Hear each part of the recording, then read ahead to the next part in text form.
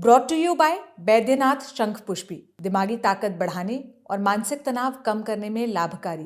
कांग्रेस की पूर्व अध्यक्ष सोनिया गांधी के पास कितने करोड़ की संपत्ति है और पिछले 10 साल में उनकी संपत्ति में कितना इजाफा हुआ है, इसका पता चल गया है। हाल ही में उन्होंने राज्यसभा के लिए नामांकन दायर किया है।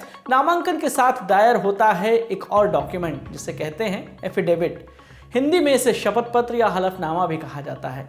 इस कागज में प्रत्याशी की तमाम संपत्ति का ब्यौरा होता है। सोनिया गांधी ने भी एफिडेविट दायर किया और अपनी संपत्ति का ब्यौरा दिया है। इसमें कई दिलचस्प चीजें सामने आई हैं, जैसे सोनिया गांधी के पास कितना सोना चांदी है, कितना कैश है, कितनी जमीन है, इटली में क्या क्या है। मगर जानकारी में आगे बढ़ने से पहले इसके कुछ टेक्निकल टर्म्स को समझ लेते हैं। संपत्ति के दो मुख्य रूप होते हैं, एक होती है चल संपत्ति और एक होती है अचल संपत्ति।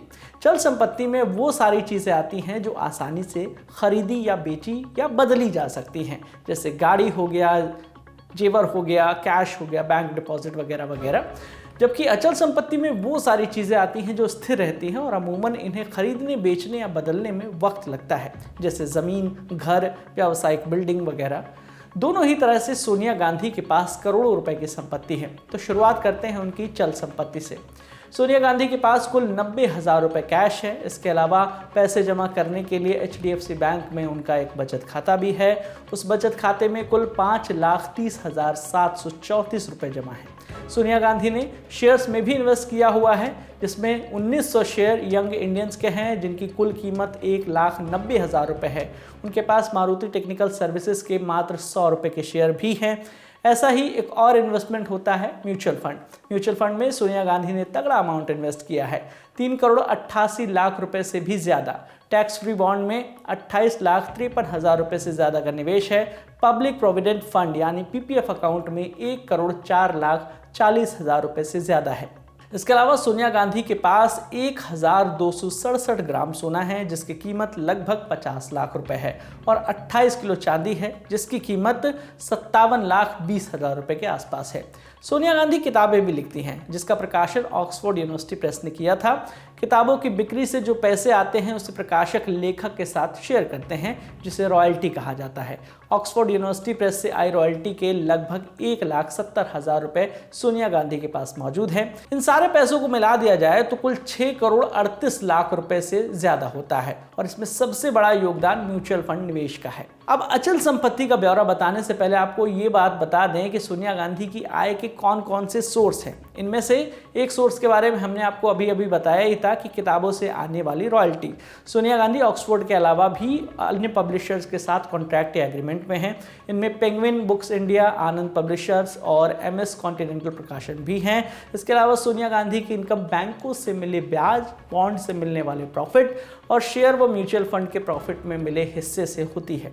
सोनिया गांधी के इनकम टैक्स रिटर्न का डेटा बताता है कि वित्तीय वर्ष 2022-23 में उन्होंने लगभग 16,69,00,000 रुपए की इनकम की है। ये 2021-22 से लगभग 6 करोड़ रुपए ज़्यादा रही। अब चलते हैं सोनिया गांधी की अचल संपत्ति की ओर। उनका एफिडेविट बताता है कि उनके पास नई दिल्ली के डेरा मंडी गांव में 3 बीघा कृषि भूमि है। एकड़ में नापे तो आधा एकड़ से थोड़ा सा ज़्यादा होती है। इस कृषि भूमि की कुल कीमत लगभग 5,89,00,000 रुपए आंकी गई है। इसके अलावा सोनिया गांधी के पास पैतृक संपत्ति का भी हिस्सा है। चूंकि सोनिया गांधी मूलतः इटली से हैं, तो ये संपत्ति भी वहीं पर है और इसकी कुल कीमत 26,83,594 रुपये बताई जा रही है। अचल संपत्ति के पूरे आंकड़ों को जोड़ दिया जाए तो कुल कीमत आती है लगभग 6,15,65,000 रुपए के आसपास। तो कुल मिलाकर ओवरऑल चल और अचल संपत्ति अगर सोनिया गांधी की बात करें तो उनके पास इस समय 12,53,00,000 रुपए की संपत्ति है। बिजनेस टुडे की एक रिपोर्ट के मुताबिक 2009 से 2014 के बीच सोनिया गांधी की संपत्ति में 574% का इजाफा हुआ था, जबकि 2014 से 2019 के बीच सिर्फ 27.7% का इजाफा हुआ था, और ये इजाफा घटकर 2019 से 2024 के बीच बेहद कम हो गया। ये रह गया सिर्फ 5.9%।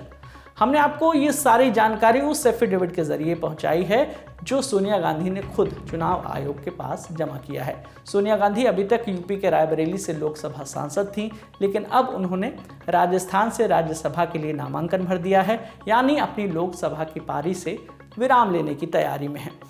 रायबरेली कांग्रेस की पारंपरिक सीटों में से एक रही है, जिस पर पहले पूर्व प्रधानमंत्री इंदिरा गांधी भी चुनाव लड़ा करती थी। इसलिए रायबरेली से सांसद के रूप में विदा लेते हुए सोनिया ने एक भावुक पत्र वहां के नागरिकों के नाम लिखा था, जिसकी खासी चर्चा भी रही थी। आपके लिए तमाम जानकारी जुटाई थी हमारे साथी शेख नावेद ने। मेरा नाम है विकास वर्मा। देखते रहिए दिल ललन टॉप। शुक्रिया।